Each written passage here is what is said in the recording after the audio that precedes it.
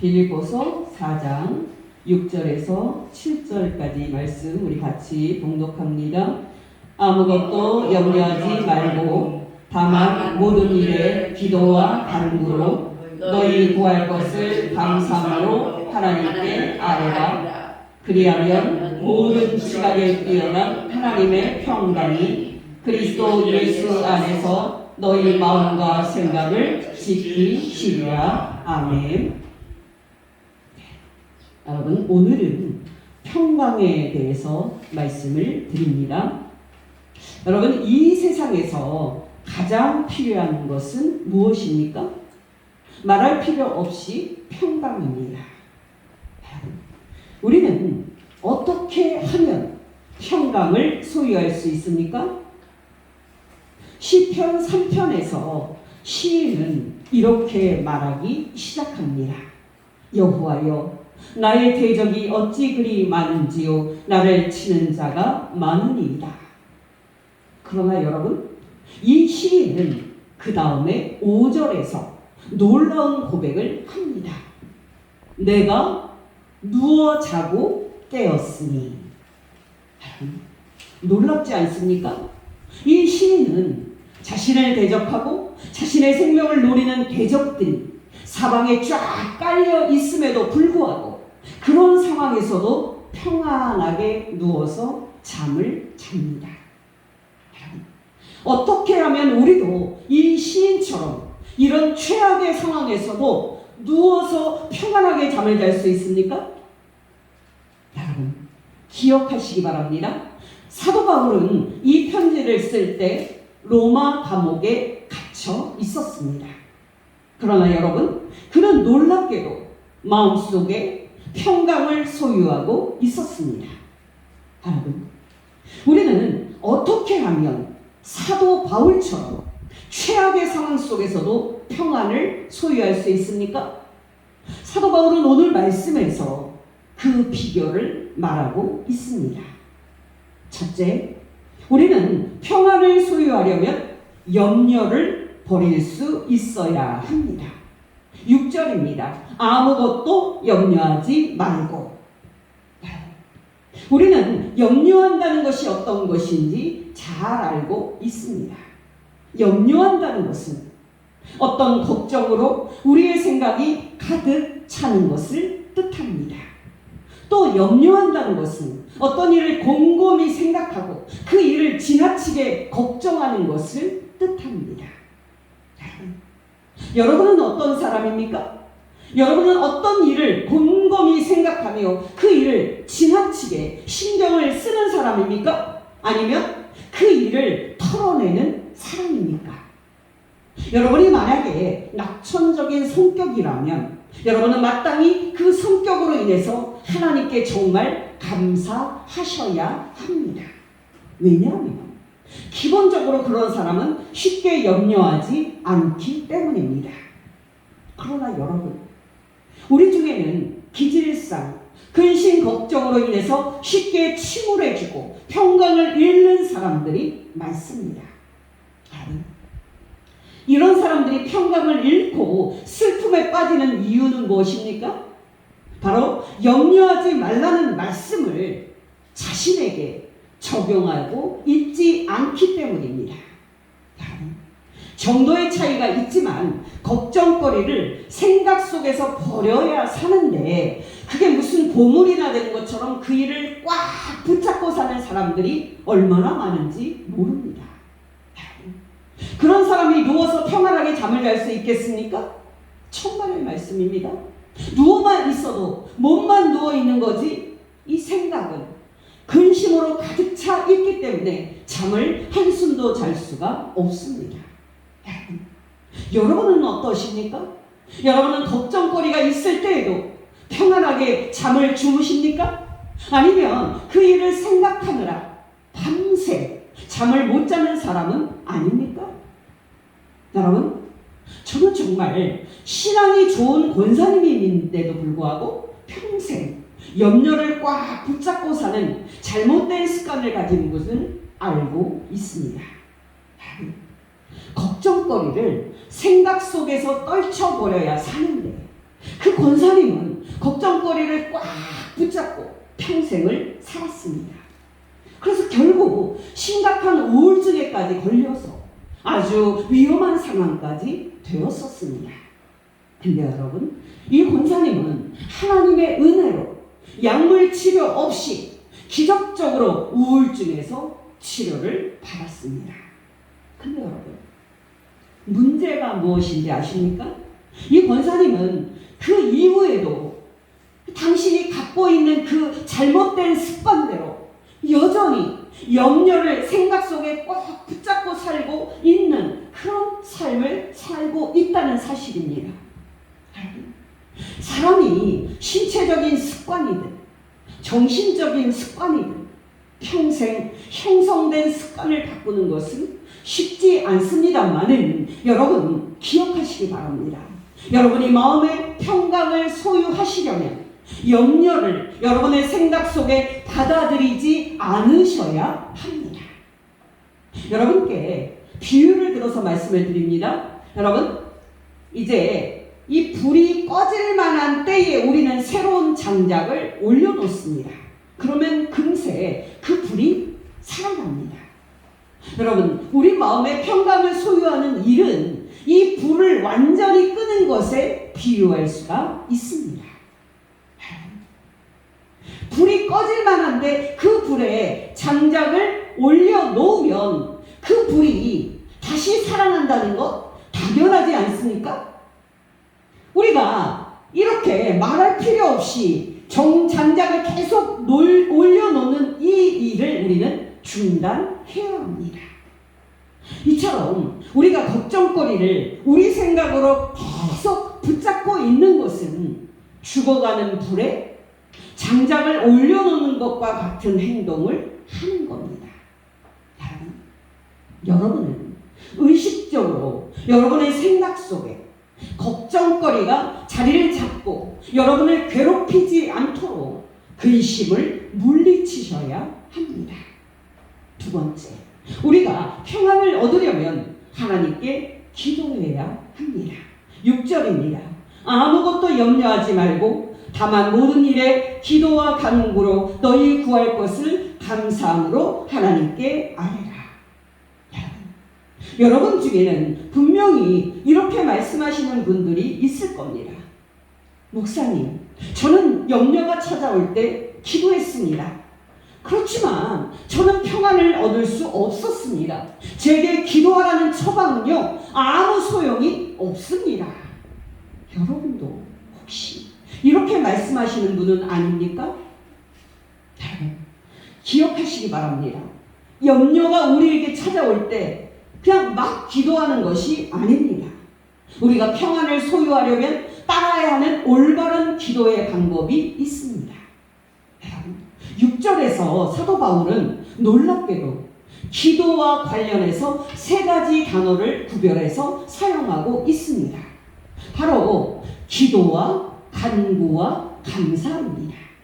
다시 6절입니다. 다만 모든 일에 기도와 간구로 너희 구할 것을 감사함으로 하나님께 아뢰라. 사도 바울이 여기서 말하는 기도는 단순한 기도가 아닙니다. 만약 그랬다면 그가 기도와 간구를 구별하지 않았을 겁니다. 여러분, 여기 기도는 가장 넓은 의미로서 우리가 하나님께 예배하고 경배하는 것을 뜻합니다. 여러분, 기억하시기 바랍니다. 여러분이 해결할 수 없는 것처럼 보이는 문제를 만났을 때 여러분은 곧바로 하나님께 간구하려고 들지 마십시오. 하나님께 여러분의 간구를 아뢰기 전에 먼저 하나님을 예배하십시오.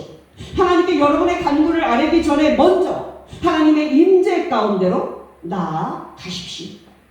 다시 말씀을 드리건대 여러분은 일단 여러분을 괴롭히는 그 문제를 잊으시기 바랍니다. 그 문제와 함께 시작하지 마시기 바랍니다. 여러분이 하나님 앞에 있고 여러분이 하나님과 대면하고 있음을 먼저 깨달으시기 바랍니다.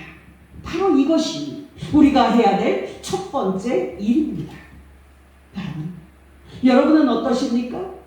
여러분은 그동안에 문제가 생겼을 때 집에서나 교회에서 기도할 때 곧바로 그 문제를 하나님 앞에 꺼내놓고 울부짖지는 않았습니까?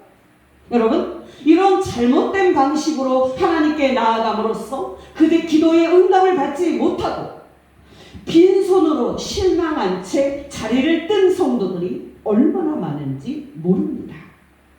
여러분, 우리가 어떤 큰 회사의 회장을 만나거나 대통령을 만난다고 생각해 봅시다. 12시에 만나는 약속이 잡혔다고 하면 우리가 그 시간에 딱 맞춰서 도착하지는 않습니다. 1시간이나 2시간 그 이상이라도 우리는 미리 도착을 해서 마음을 준비해야 합니다. 그렇듯이 여러분, 우리가 하나님 앞에 어떤 문제를 갖고서 나아갈 때 우리가 얼마나 더 하나님 앞에 나아간다는 그 임재의식을 가져야 하겠습니까? 그렇다면 여러분, 이제 우리가 하나님 앞에 있다는 예배의식과 임재의식을 갖게 됐다면 우리가 본격적으로 우리의 문제를 갖고 하나님께 간구할 차례가 되었을까요? 아닙니다. 우리가 해야 할 일이 한 가지 더 남아 있습니다. 여러분, 바로 그것이 감사입니다. 다시 6절입니다. 다만 모든 일에 기도와 간구로 너희 구할 것을 감사함으로 하나님께 아뢰라. 여기 감사한다는 것은 우리가 하나님께 찬송을 올려드리고 우리에게 베푸신 하나님의 은혜를 기억하고 감사드린다는 뜻입니다. 여러분은 어떠십니까? 여러분은 여러분의 문제를 하나님께 아뢰는데 급한 나머지 다른 거는 다 제쳐놓고 그 문제를 하나님께 곧바로 아뢰는 사람은 아닙니까? 여러분이 경험을 해보셨겠지만 우리의 생각이 이 문제로 가득 차 있는 상황에서 곧바로 하나님께 간구하는 것은 불가능합니다. 왜 그렇습니까? 우리의 마음은 이미 염려로 가득 차 있어서 이미 침체가 되어 있기 때문입니다. 또 여러분, 우리의 생각은 이미 문제에 사로잡혀 있어서 이미 좌절되어 있기 때문입니다. 그 문제 때문에 시골에 있는 사람이 하나님께 제대로 간구할 수 있겠습니까? 그 문제 때문에 하나님께서 날 사랑하지 않는다고 느끼는 그 사람이 하나님께 제대로 간구할 수 있겠습니까? 불가능합니다. 여러분께 주 안에서 담대하게 말씀드리건대 여러분의 마음이 걱정, 근심으로 가득 찬 상태라면, 그리고 여러분의 마음이 문제 때문에 하나님께서 날 사랑하지 않는다고 느끼신다면 여러분은 무릎을 꿇고 간구하기보다 차라리 그 자리에서 일어나서 떠나는 것이 나을 것입니다. 제가 아는 어떤 성도님은 자주 이렇게 말하곤 합니다. 저는 분명히 하나님께서 살아계심을 믿습니다. 그러나 하나님께서 나를 사랑하신다는 점에 있어서는 확신이 없습니다. 하나님께서는 다른 사람들의 하나님이시지 나의 하나님은 아닌 것 같습니다. 여러분은 어떠십니까? 하나님은 여러분의 하나님이십니까? 하나님은 여러분이 나의 아버지라고 기쁘게 고백할 수 있는 그런 분입니까? 여러분, 기억하시기 바랍니다. 우리가 문제를 만났을 때 우리 속에는 본능적으로 하나님께 원망하는 마음이 솟아날 수 있습니다. 또 어떻게 이렇게 나에게 이런 일이 일어날 수 있는가? 하나님은 어디에 계시는가? 하고 탄식하면서 하나님을 향해서 의심하는 일이 생길 수도 있습니다. 여러분 안에 이런 마음이 있을 때에 기억하시기 바랍니다. 그런 상태에서 하나님께 곧바로 간구하시면 안 됩니다. 여러분이 그 원망과 의심하는 마음을 먼저 제거하고 그리고 난 후에 하나님 앞에 간구하셔야 합니다. 그렇다면 여러분, 우리가 어떻게 해야 우리의 원망과 의심의 마음을 제거할 수 있습니까? 그것은 바로 우리가 하나님께 감사드리는 겁니다. 여러분, 이 부분이 너무 중요하기 때문에 다시 말씀드립니다. 여러분, 우리가 문제를 만났을 때 우리가 하나님 앞에 찬송을 올려드리고 감사하는 일 쉽지 않습니다. 왜 그렇겠습니까? 우리의 마음은 이미 우리의 문제에 대한 염려로 가득 차 있고 하나님을 향해서도 이미 원망과 의심하는 마음이 들기 때문입니다. 그러나 여러분, 중요한 것은 무엇입니까? 바로 그때도 여러분은 여러분의 이 불안한 마음을 진정시키고 차분하게 하나님께 찬송과 감사를 드릴 수 있어야 합니다.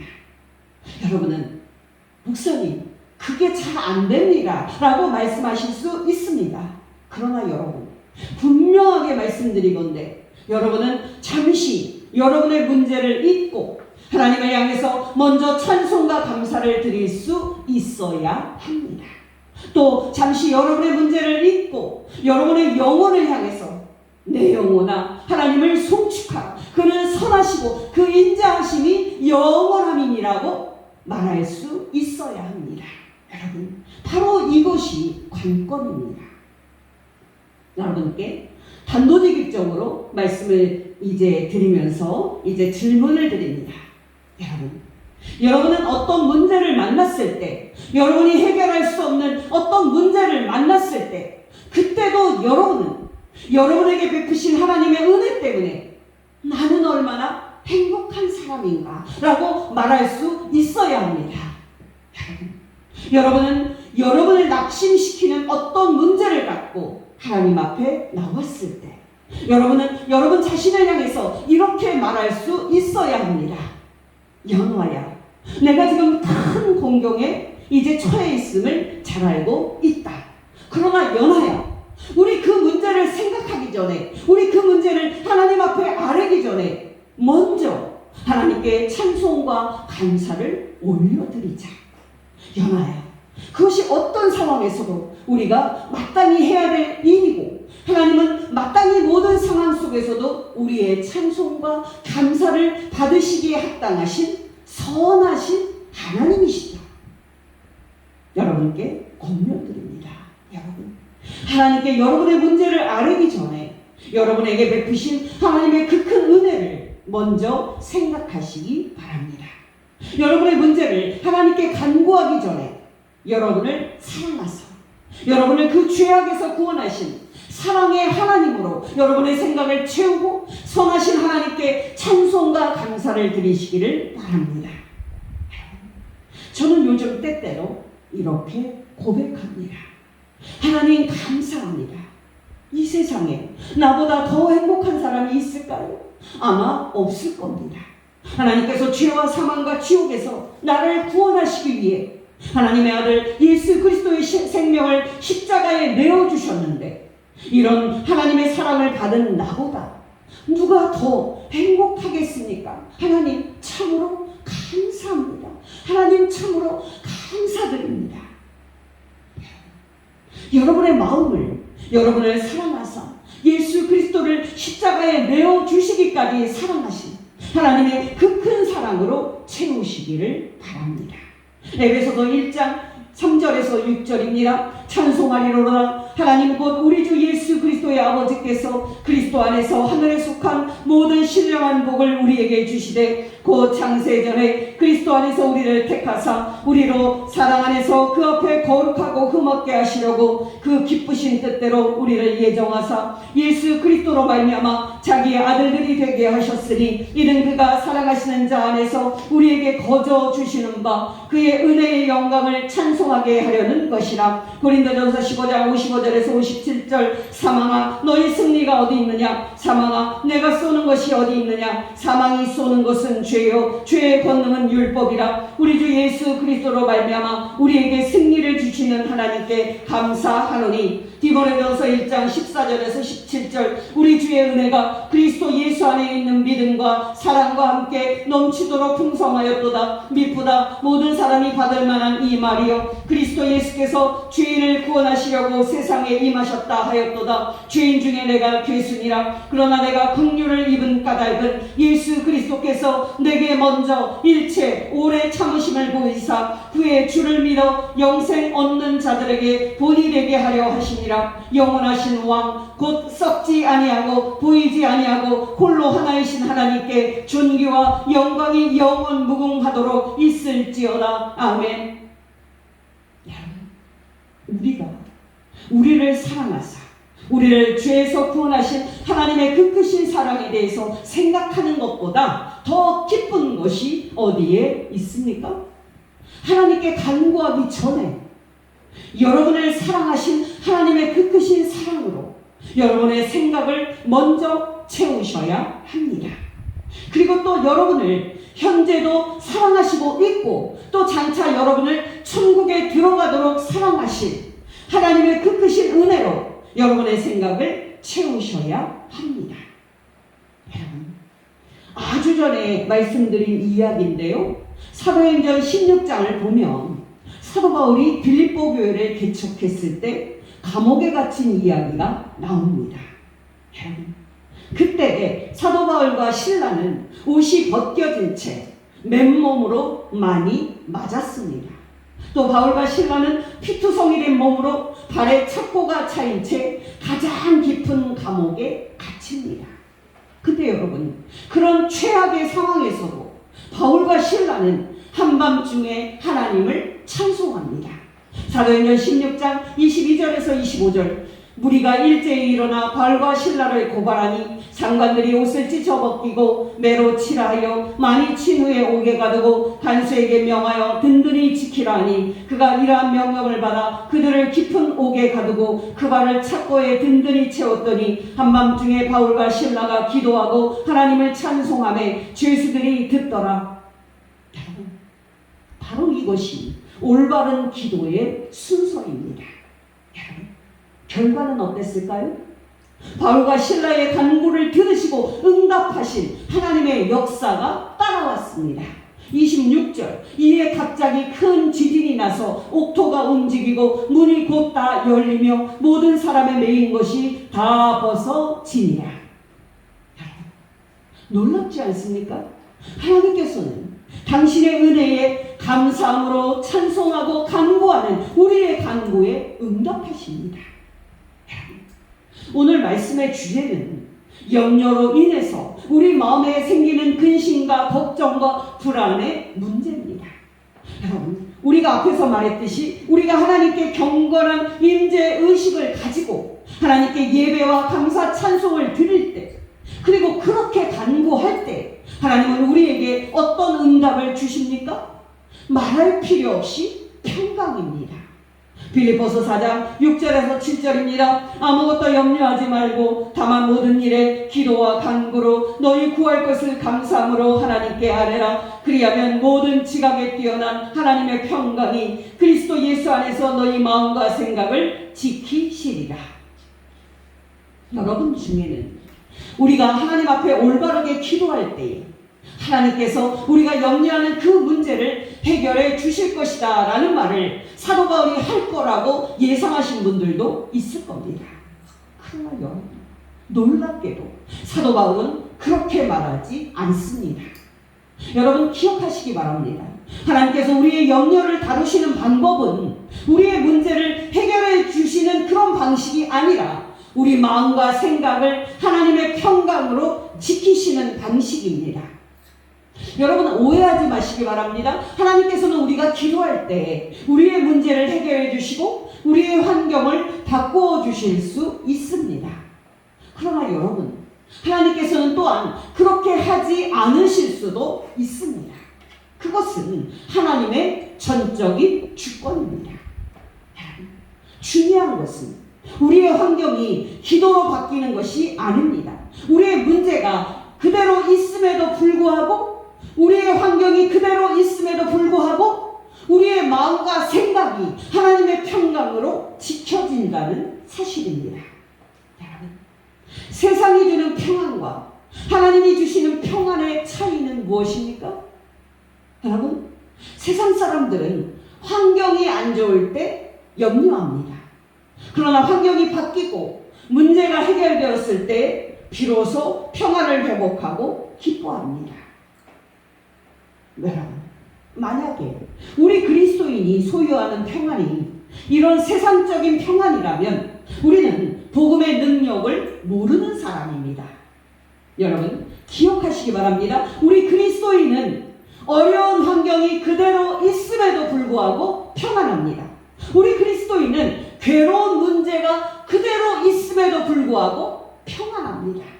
여러분, 이것이 바로 하나님을 믿는 우리 그리스도인이 누리는 놀라운 축복입니다. 여러분은 환경에 영향을 받으면서 환경에 따라서 염려하며 살고 있습니까? 아니면 환경을 초월해서 어떤 환경에서도 하나님의 평강을 소유하면서 사십니까? 영국의 구세군 교회의 대장이셨던 분 중에 카펜터 목사님이 있습니다. 이 목사님에게는 딸이 하나 있었는데 이 사랑하는 딸은 그동안에 아시아에서 선교하면서 선교사로 일하고 있었습니다. 근데 그 딸이 갑자기 잔티푸스에 걸려서 사병을 헤매고 있었습니다. 이 목사님 부부는 사랑하는 딸의 그 고통을 생각할 때 슬픔이 있었지만 그들은 주께서 우리 딸을 꼭 치료해 주셔야 합니다라고 때를 쓰면서 기도하기보다는 주께서 원하시면 주께서 딸을 치료하실 수 있나이다 라고 주님께 맡기는 것이 최선의 기도임을 아셨습니다. 그리고 그들은 그렇게 기도했습니다. 그러나 그들이 6주를 그렇게 기도를 했을 때 안타깝게도 그 딸이 죽고 말았습니다. 이런 상황이면 이제 보통 사람이라면 시험에 들 수 있는 상황입니다. 그러나 여러분, 딸이 죽은 그 다음날 아침에 카펜터 목사님은 아내에게 놀랍게도 이렇게 말합니다. 여보, 이상하게 내 마음속에 알 수 없는 평안이 느껴져. 이 목사님의 이 고백을 들은 아내분이 뭐라고 말했는지 아십니까? 여보, 나도 똑같은 느낌이에요. 이것은 틀림없이 하나님의 평강이에요. 여러분은 하나님이 주시는 이 놀라운 평안을 아십니까? 여러분, 기억하시기 바랍니다. 우리가 사는 날 동안 우리에게는 많은 어려운 일들이 생길 겁니다. 그리고 그 일들은 우리로 염려하고 우리로 우울하게 만들 겁니다. 그러나 여러분, 그 상태로 그대로 머물면서 염려에 지배되지 마시기를 바랍니다. 하나님 앞에 나아가서 먼저 감사와 찬송으로 하나님을 찬송하십시오. 그리고 여러분의 간구를 하나님 앞에 아뢰시기를 바랍니다. 그러면 세상이 줄 수 없는 하나님의 평강이 여러분의 마음과 생각을 지키실 것입니다. 또 여러분은 하나님이 주시는 평안으로 능히 염려를 정복하고 기쁨 가운데 세상을 이길 수 있을 것입니다. 저와 여러분이 이렇게 올바르게 하나님 앞에 나아가 기도하는 가운데 어떤 환경에서도 평강을 소유하는 복된 성도 되시기를 예수 이름으로 축원합니다. 기도하겠습니다. 하나님 아버지, 이 많고 많은 사람들 중에서 우리를 사랑하여 주셔서 예수 믿고 구원 얻게 하여 주신 것 진심으로 감사를 드립니다. 하나님 아버지, 돌이켜보면 우리가 어려운 일을 만날 때마다 하나님 앞에 올바르게 기도하지 못함으로 평안을 소유하지 못할 때가 많았음을 고백합니다. 하나님 아버지, 우리에게 은혜와 성령을 부어주셔서 오늘 말씀을 실제로 적용하게 해주시고 힘든 일들로 염려가 찾아올 때마다 하나님 앞에 올바르게 기도함으로써 하나님이 주시는 평강을 얻고 승리하는 성도 되게 하옵소서. 예수님의 이름으로 기도합니다. 아멘.